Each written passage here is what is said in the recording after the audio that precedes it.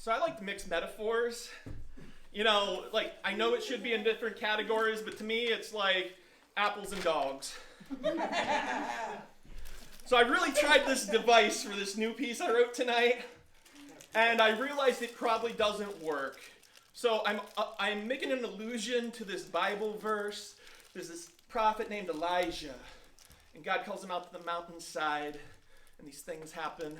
I tried to put things from our local history in there. I'm like, yeah, this is totally gonna work. It doesn't work as a framing device, but just bear with me. What's that? Colonel Drake isn't Jesus.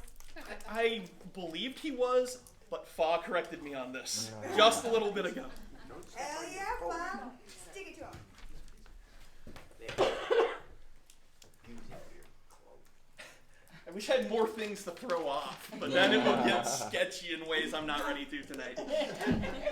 Yet. Hey, there is sangria back there, but it's not really sangria tonight. Please have a drink if you're into alcoholic beverages. If not, there's water and coffee back there. There are also sugary snacks, so you too can have cavities. Don't forget, if you want to sign up still, there's availability. We'll take a little break here shortly and then come back on in. We still...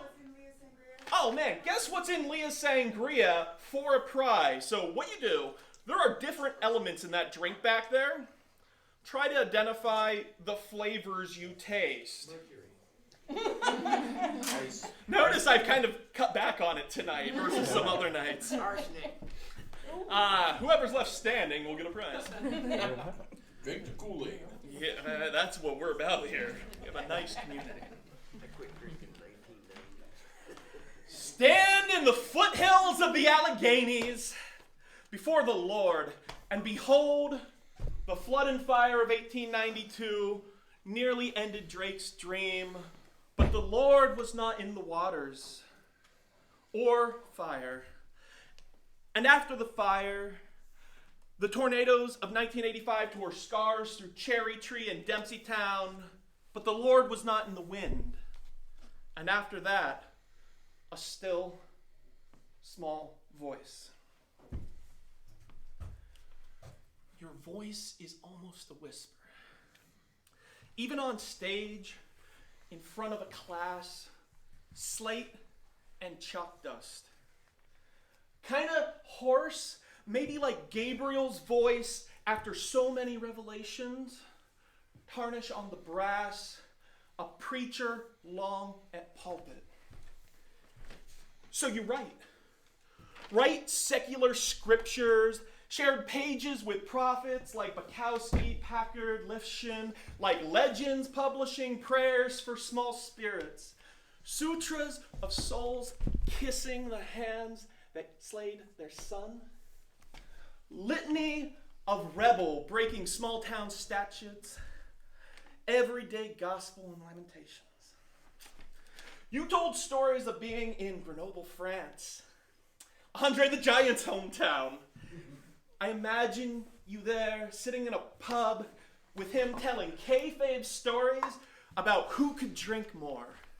A pair of giants looking over the Alps, over the rivers. Anything less is inconceivable. I know that's a real stretch. I mentioned Andre the Giant once. I met you at the smallest pit campus. My Oil Town education undeclared. But you said maybe you should write. You plant seeds in freshman poets. You read elegies of dead poets, great poets, beat the grave poets. You named stars after them like streetlights reflecting in rear view, reflecting in empty storefront windows on Main Street, because poetry is a ghost. And there's a lot to write with these Oil Town spirits. Poetry's a will-o'-the-wisp. It's a whisperer of dead leaves scratching the pavement. It's the rot that we feel in a boomtown, or the relief. I was going to hurt myself.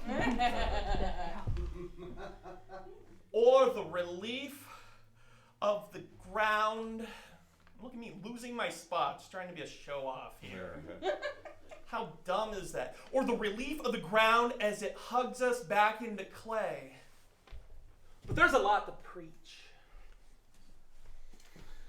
Open mic screech, the wide mouths and open minds, you still teach.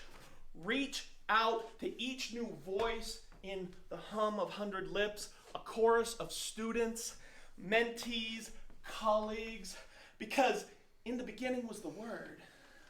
And the Word became flesh, but there's no rest until it's dust, until it's ash, until they take our ash and make it ink and we pollute the page with what we remember about being human.